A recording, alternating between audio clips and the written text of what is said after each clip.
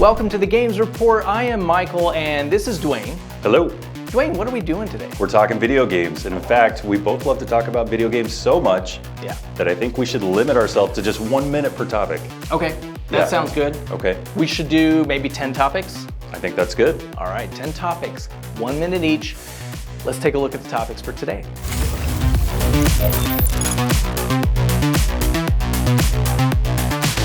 All right, this is a wild one. So this gentleman named Mike Ducker, who worked for Xbox and actually Lionhead Studios developing the original Fable, was alerted to an eBay auction regarding his own plaque that he was given for working on Fable back in the day. And he actually thought the plaque was stolen since about 2010, presumed stolen or missing, but he was able to reach out to the seller of his own plaque and say, hey, this is me, I'm Mike Ducker, can I have my plaque back? And so of course the seller reunited him with his own plaque for working on Fable. I thought that was a cool story because it's kind of neat to have these mementos in your career when you work on stuff like that. And Fable, obviously a huge hit for Xbox. So congratulations to Mike. And we appreciate the developer who actually found the auction, reached out on behalf of Mike and said, hey, is this your plaque? You might want to, connect with the seller and see if you can get it back. And he did. So congrats, Mike. Red Dead Redemption was recently delisted from PS Plus, making it unavailable to play on any new generation PlayStation device. Currently, it's only available to play, new generation-wise, on an Xbox or on a computer with an emulator. This brings up a lot of problems with a digital-only future. You don't have control necessarily over games that you have bought. Do you really own the game? Do you only have a temporary license for the game? Now, this is a sticky situation for me because I actually really like digital games. I like not getting off the couch to switch from one game to another, but I can't help but recognize that there is an issue. There is something that we gotta work out here, which is games being delisted. And even if you own a game, maybe the servers will get taken down. I'm okay with a digital-only future, but only if we get some of this stuff figured out. This one is amazing. There's over 57 million active daily users on Roblox. That's an astounding number of people playing this game. I knew there was a lot of people playing it. I didn't realize the figures were this high. If you put that over a 30-day period, that's over 1.7 billion people playing Roblox. Now, contrast that to the metaverse, where they're just dropping a huge amount of money to try to get people into that, and it's just not happening, it seems like. So what's the difference between the metaverse and Roblox? Why are people drawn to that? There's a lot of young people playing Roblox. Is it the user-created content? Because when I think of Roblox, I think of all the crazy games that they have in there that you can play, just random, like weightlifting games and shark games where you're trying to kill a boat with a shark. So there's a lot of really interesting user-created content. Maybe metaverse could take a cue from Roblox and get some people in their game. The day that PC gamers have been waiting for has finally arrived. You can now play the game Doom in the Notepad app. Yeah, that's right, programmer extraordinaire Sam Chiet has programmed the classic game Doom to run in a text-based application. This now joins the growing list of places that you can play Doom that you probably shouldn't be able to, including a Lego brick, an ATM, probably a smart fridge, I wouldn't doubt it. John Carmack even took notice, of course, impressed with what Sam Chiet had done. And I look forward to a future where we can play Doom on just about any device, but I would offer some advice. To any budding programmers out there, I would just say, let's not try to make Doom run on your grandparents' medical equipment.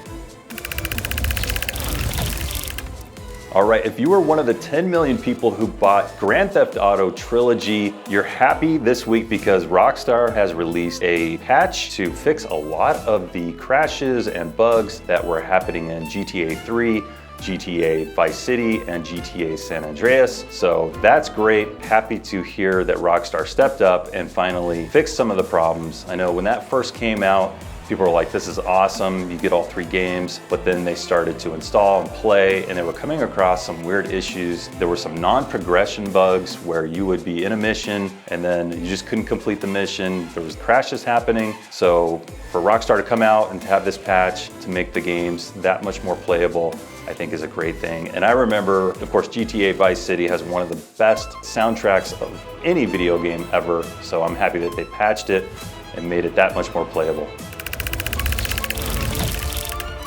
EA recently announced that in The Sims 4, babies would now be considered people and not objects. And this is interesting, it raises a lot of questions.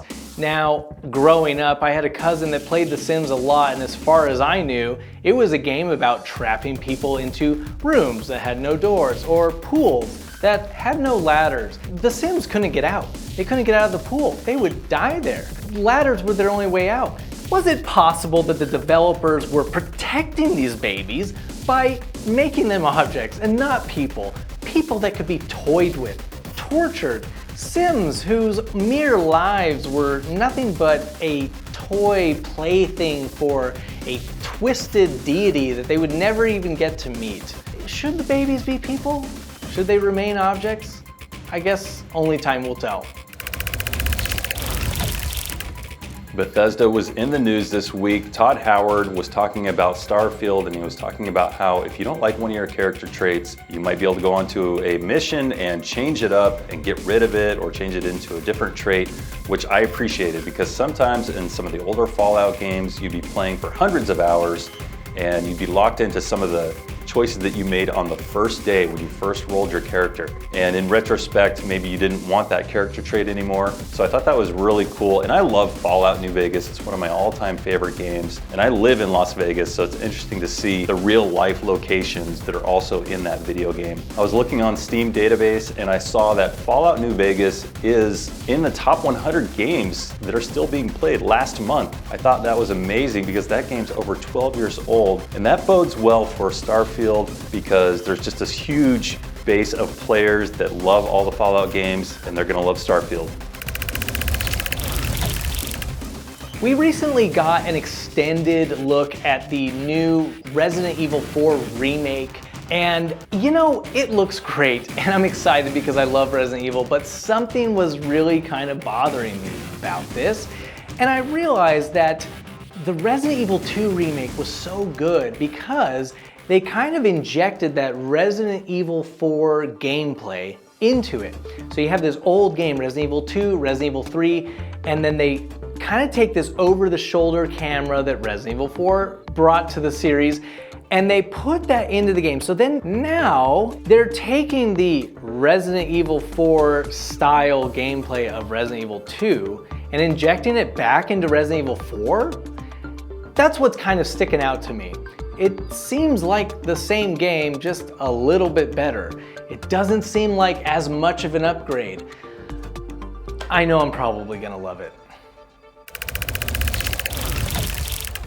And I definitely want to talk about the giveaways that we're doing right here on the Normal People channel. Indie Game Drop happens every Thursday right here, 10 a.m. Pacific Standard Time, so tune into that. Last week we did V Rising, which is a vampire crafting / RPG game. Super fun. You're building castles, you're beating up bears, all sorts of fun. And we had a bunch of people in our chat room hanging out, and some of those people won full copies of the game. So be sure to check it out Thursday, 10 a.m. right here on the Normal People channel. We're going to be doing Hell is Others this week. Really cool game, and we're going to be giving away full copies of that game as well as a DLC pack, so be absolutely sure to tune in then, as well as future streams that we do. Be sure to subscribe, like, hit that bell notification because you're going to want to get in on the next stream that we do. You can win a full copy of a game, you could win DLC packs, all sorts of stuff, and we love to hang out with you guys in the chat. We have a lot of fun. Check it out.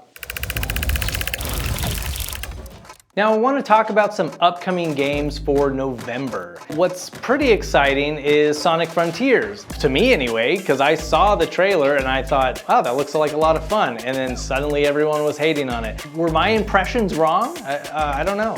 I guess we'll find out. We've also got Football Manager 2023. Let me show you the character I made in Football Manager 2022. Yeah.